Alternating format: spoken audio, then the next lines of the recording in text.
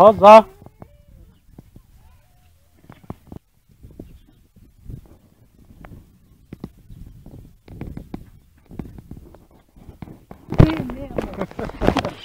Você tá vendo? A Rosa falou com você?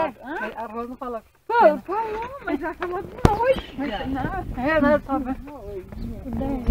Bem. Você veio. Então, a gente só veio dar uma passadinha, ó, parecido. É teu marido? É. E aí, tudo bem? Tudo bom.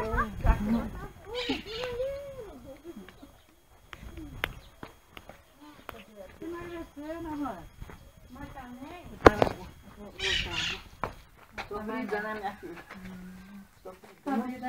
Todo mundo tem luta, Rosa. É.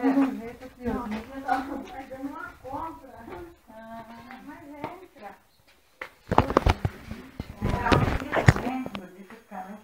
Vai pra cá, tá explorando? Não vai com frio, não? Eu? Pouco. Aí chegou a compra, ele falou assim, eu guardo. Tá friozinho, sim. Tá friozinho, né? Você tá morando sozinho, né? Ah, eu fico sozinha, mas que tempo também. Agora na casa dela, sou obrigada a fazer. Eu vou lá fazer, porque ela falou assim, eu faço sozinha. Quem toma conta aqui do sítio? Quem cuida aqui? Aqui? É. É só eu ficar, porque depois que o Zé Inácio faleceu.